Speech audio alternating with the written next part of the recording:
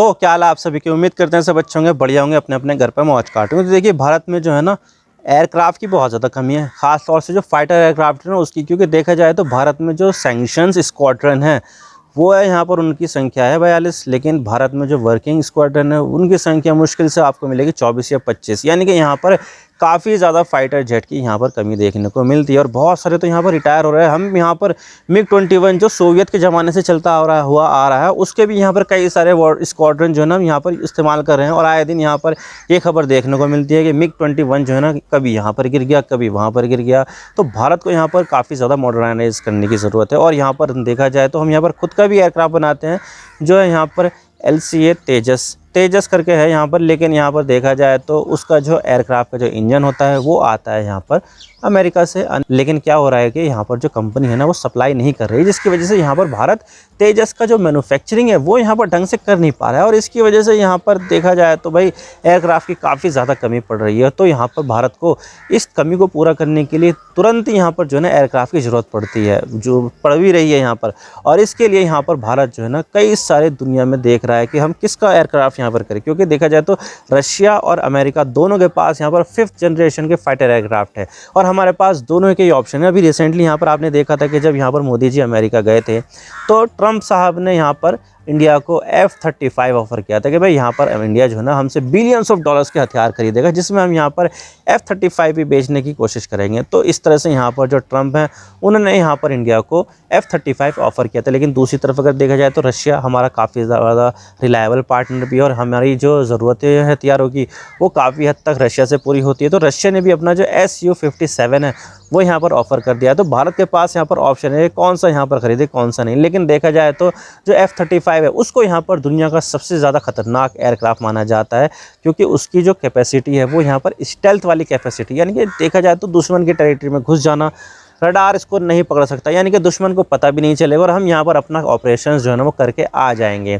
तो यहाँ पर जो है ना वो काफ़ी ज़्यादा जो है ना एक्यूरेटली काम करता है, बहुत ही ज़्यादा बढ़िया है। लेकिन देखा जाए तो उसके अंदर यहाँ पर काफ़ी ज़्यादा प्रॉब्लम आ रही है। कई सारी जगह पर हमने देखा है कि क्रैश हो रहा है। और अब तो यहाँ पर जो अमेरिका के जो एलाई है यूरोपियन देश, उनका भी भरोसा जो है ना F-35 से कम होता जा रहा है। और उसकी वजह है यहाँ पर एक तो डोनाल्ड ट्रंप, क्योंकि कहते कुछ और है करते कुछ और है, कभी किसी को कुछ कहते हैं कभी किसी को कुछ कहते हैं, कभी टैरिफ लगाने की बात करते हैं तो कभी किसी देश के हिस्से को कब्जाने की बात करते हैं। तो भाई इसकी वजह से यहाँ पर जो है ना उनका भरोसा कम हुआ है। और दूसरा है यहाँ पर किल स्विच का होना, यानी कि यहाँ पर अमेरिका जब चाहे तब इन फाइटर एयरक्राफ्ट को ब्लास्ट करके उड़ा सकता है। यानी कि यहाँ पर अमेरिका बेच तो देगा, लेकिन अगर कभी ऐसा लगे कि भाई ये जो एयरक्राफ्ट है वो अमेरिका के हितों को नुकसान पहुंचा रहा है तो ऐसे में यहाँ पर अमेरिका सिर्फ एक बटन दबाने से उनका जो पूरी जो F-35 की यूनिट है वो सारी की सारी यहाँ पर बर्बाद कर सकता है। तो इसकी वजह से यहाँ पर जो यूरोपियन देश है वो काफ़ी ज़्यादा घबरा रहे हैं। और लगातार देखने को मिल रहा है कि जर्मनी जो है वो भी यहाँ पर आने वाले समय में F-35 बिल्कुल भी नहीं खरीदने वाला है। और अब रिसेंटली यहाँ पर जो पुर्तगाल है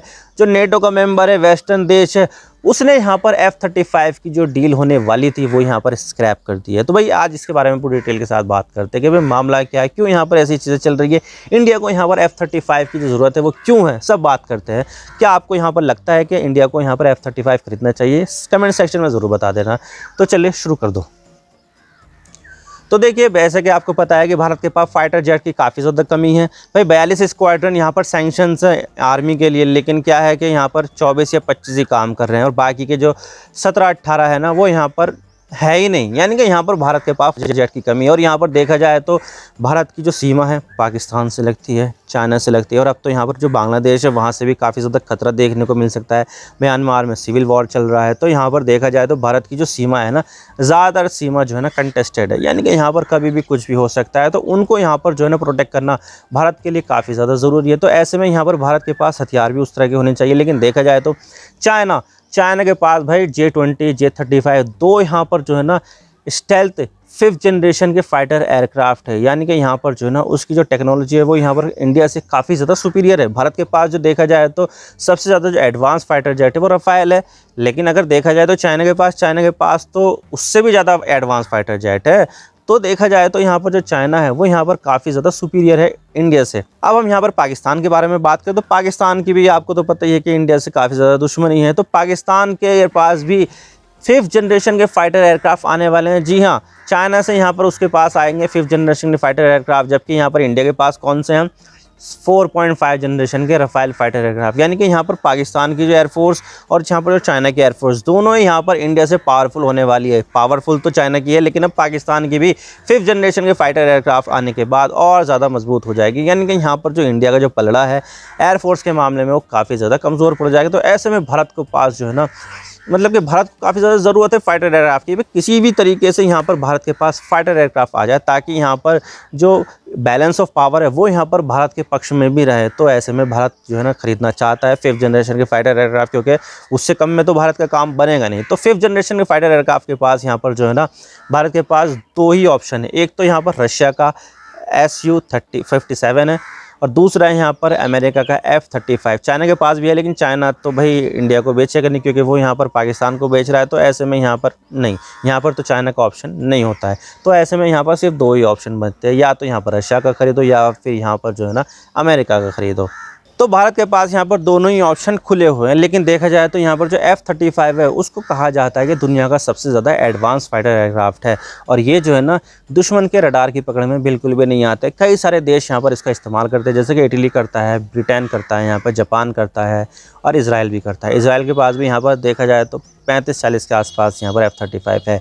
तो यहाँ पर कई सारे देश इसका इस्तेमाल करते हैं। लेकिन यहाँ पर जो है ना, जैसे कि आपको पता है कि जो डोनाल्ड ट्रंप है उन्होंने यहाँ पर जो है टैरिफ वॉर छेड़ रखा है। अभी यहाँ पर कहते हैं कि मैं मैक्सिको के ऊपर टैरिफ लगाऊंगा, फिर कहते हैं कनाडा के ऊपर टैरिफ लगाऊंगा, फिर कहते हैं यहाँ पर मैं फ्रांस के ऊपर लगाऊंगा, पूरे यूरोपियन यूनियन के ऊपर लगाऊंगा, फिर कहते हैं यहाँ पर मैं रेसिप्रोकल टैरिफ लगाऊंगा। यानी कि जो देश जितना टैरिफ हमारे ऊपर लगाते हैं उतना ही टैरिफ हम यहाँ पर उस देश के ऊपर लगाएंगे, जिसमें यहाँ पर इंडिया भी आ जाता है। यानी कि यहाँ पर अगर टैरिफ लगेंगे रेसिप्रोकल टैरिफ, तो उसमें यहाँ पर इंडिया भी आ जाएगा और इंडिया के ऊपर भी यहाँ पर काफ़ी ज़्यादा टैरिफ लग जाएंगे। और अगर हम यहाँ पर बात करें व्यापार की, तो भाई भारत जो व्यापार करता है दूसरे देशों के साथ, तो उसमें यहाँ पर देखा जाए तो भारत का घाटा ही रहता है। यानी कि हम यहाँ पर दूसरे देशों से ज़्यादा सामान खरीदते हैं, जबकि हम यहाँ पर उनको सामान कम बेचते हैं, जिससे क्या होता है कि हमारा जो पैसा होता है दूसरे देशों को चले जाते हैं। लेकिन यहाँ पर जो है ना अमेरिका के साथ मामला ऐसा नहीं है। हम जब यहाँ पर अमेरिका के साथ व्यापार करते हैं तो हम यहाँ पर एक्सपोर्ट ज़्यादा करते हैं, जबकि इंपोर्ट यहाँ पर कम करते हैं। इससे क्या होता है कि हमारे पास जो है ना पैसा आता है, डॉलर आते हैं, जिससे हम यहाँ पर दूसरे देश में जो व्यापार इम्बैलेंस है ना उसको यहाँ पर जो है ना मतलब कि मैनेज कर लेते हैं। तो इस तरह से यहाँ पर भारत के लिए अमेरिका बहुत ज़्यादा इंपॉर्टेंट है। और यहाँ पर अमेरिका जो है ना अब ये चाहता है कि ये जो इम्बैलेंस हो रहा है ना, कि भाई यहाँ पर इंडिया सामान अमेरिका को ज़्यादा बेच रहा है, जबकि यहाँ पर अमेरिका इंडिया को सामान कम बेच रहा है, तो उसको यहाँ पर बराबर किया जा सके। तो उसके लिए तो यहाँ पर देखा जाए तो रेसिप्रोकल टैरिफ उन्होंने यहाँ पर लगाया, दूसरा टैरिफ की बात है। लेकिन एक तीसरा यहाँ पर मामला आ जाता है कि भाई ठीक है, हम यहाँ पर टैरिफ नहीं लगाएंगे, तुम यहाँ पर जो है ना हमसे हथियार खरीद लो, जिसमें यहाँ पर F-35 भी आ जाता है। तो भाई यहाँ पर जो है ना भारत के पास यहाँ पर ऑप्शन क्या, एक समझ लीजिए कि मैं समझता हूँ कि भाई भारत को यहाँ पर मजबूरी पड़ जाएगी अमेरिका के F-35 खरीदने की, क्योंकि यहाँ पर देखा जाए तो अगर हमने यहाँ पर नहीं खरीदे तो ऐसे में यहाँ पर जो है ना हमारे ऊपर टैरिफ लग जाएंगे, और ये इंडिया की जो इंडस्ट्री है उसके लिए यहाँ पर समझ लीजिए डिज़ास्टर का काम करेंगे। बहुत ज़्यादा जो है ना मतलब कि समझ लीजिए कि बहुत ज़्यादा ग्रोथ जो है ना नेगेटिव में भी जा सकती है। तो इस तरह से यहाँ पर जो है ना इंडिया का बहुत ज़्यादा नुकसान हो जाएगा। तो ऐसे में यहाँ पर जो है ना भारत के पास ज़्यादा चारा बचता भी नहीं है, और यहाँ पर जो है ना भारत शायद मुझे लगता है कि F-35 खरीद लेगा। लेकिन यहाँ पर देखा जाए तो F-35 भी जो है ना उसके अंदर काफ़ी ज़्यादा आ रही है। कई सारी जगह पर यहाँ पर क्रैश की खबरें भी आई है, और कई बार यहाँ पर जो है ना हमें देखने को मिला है कि कभी यहाँ पर ये ढह गया, कभी यहाँ पर ये गिर गया, तो क्रैश होता रहता है। लेकिन यहाँ पर जो है ना अभी जो रेवलेशन हुई है जर्मनी ने की है, जर्मनी ने तो यहाँ पर यह कह दिया है कि भाई इसके अंदर किल स्विच है। यानी कि यहाँ पर जो है ना किल स्विच है, अमेरिका जब चाहे तब यहाँ पर जो है ना इनको बर्बाद कर सकता है। यानी कि यहाँ पर अगर देखिए ऐसा होगा कि अगर यहाँ पर अमेरिका ने ये F-35 मान लीजिए कि जो है ना 20 इंडिया को भेज दिए, तो 20 इंडिया को भेज दिए तो इंडिया का प्रॉपर्टी हो गई, वो इंडिया जैसे चाहे वैसे काम कर सकता है। लेकिन अगर ऐसा हो जाता है कि भाई यहाँ पर अमेरिका के कोई दूसरे एलाई के ऊपर यहाँ पर इंडिया ने अटैक कर दिया, मान लीजिए यहाँ पर जो ना इंडिया और पाकिस्तान के संबंध अच्छे हो गए, और ऐसे में यहाँ पर इंडिया ने पाकिस्तान के ऊपर अटैक कर दिया, तो यहाँ पर अमेरिका चाहे तो इंडिया के जो 20 के 20 जो F-35 है उनको यहाँ पर एक बटन दबाकर यहाँ पर बर्बाद कर सकता है। यानी कि यहाँ पर इंडिया वो जांच भी नहीं पाएगा कि यहाँ पर क्या हुआ क्या नहीं। सारी की सारी जो फ्लीट है F-35 की वो यहाँ पर सिर्फ और सिर्फ एक क्लिक से बर्बाद हो जाएगी। तो ये हो गया किल स्विच। तो इसकी वजह से यहाँ पर जो है ना अब पुर्तगाल ने जो यहाँ पर डील फाइनलाइज होने वाली थी उसको यहाँ पर अब कैंसिल कर दिया है। तो इसका मतलब यहाँ पर ये है कि एक तो ट्रम्प की जो अर्जेंटिनिटी है वो दुश्मनी का काम कर रही है, और यहाँ पर जो है ना एक ये है कि उसके अंदर किल स्विच भी हो सकता है। तो भले से वो एडवांस हो, लेकिन यहाँ पर जो है ना अमेरिका एक हाथ ऊपर रखना चाहता है अपना, ताकि यहाँ पर जो दबदबा है और अपना जो डोमिनेंस है वो यहाँ पर बनाकर रखा जा सके, ताकि यहाँ पर अमेरिका से ऊपर कोई भी देश ना जाए। लेकिन भाई यहाँ पर ऐसा तो नहीं है कि भाई F-35 जैसा जो है ना 5th जनरेशन एयरक्राफ्ट सिर्फ तो सिर्फ अमेरिका बनाता है, रशिया भी तो बनाता है। और इनफैक्ट यहाँ पर जो रशिया है वो तो प्रोडक्शन फैसिलिटीज़ भी यहाँ पर इंडिया में ही बनाने की बात कर रहा है। और इतना भी नहीं, यहाँ पर जो है ना टेक्नोलॉजी ट्रांसफ़र की बात यहाँ पर इंडिया से कर रहा है रशिया। तो हमारा जो फ़ायदा है ज़्यादातर देखा जाए तो वो रशिया के साथ है। लेकिन मसला सारा यहाँ पर ये आ जाता है कि बैलेंस ऑफ ट्रेड की बात करें तो हमें यहाँ पर F-35 को ज़्यादा देखना पड़ेगा। और इतना ही नहीं, जो एलन मस्क, जिसको यहाँ पर अनऑफिशियल प्रेसिडेंट ऑफ अमेरिका भी कहा जाता है, उन्होंने तो यहाँ पर इसको कबाड़ भी बोल दिया कि भाई क्या यार तुम F-35 इस्तेमाल कर रहे हो, ड्रोन का ज़माना आ गया है, ड्रोन बनाओ, तुम अनमैन्ड ड्रोन बनाओ, 5th जनरेशन का ड्रोन बनाओ, रडार की पकड़ में नहीं आना चाहिए, तुम यहाँ पर ये मैन्ड एयरक्राफ्ट बना रहे हो। भाई ये सब जो है ना चीज़ें बेकार है, F-35 कबाड़ है। तो इस तरह की तो उन्होंने बातें भी बोली है। तो यहाँ पर देखा जाए तो इस तरह की जो चीज़ें सामने लेकर आई है, इससे यहाँ पर इंडिया को काफ़ी ज़्यादा असहज हो जाना चाहिए, और यहाँ पर ये देखना चाहिए कि क्या हमारी जो ज़रूरत है उसको यहाँ पर F-35 पूरा करता भी है या नहीं करता है। तो अगर मैं यहाँ पर दोनों ही एयरक्राफ्ट को कंपेयर करूँ तो रशिया वाला जो है ना मुझे काफ़ी ज़्यादा रिलायबल लगता है। हालांकि देखा जाए तो अभी यहाँ पर उसकी जो प्रोडक्शन की जो कैपेसिटी है वो यहाँ पर काफ़ी स्लो है।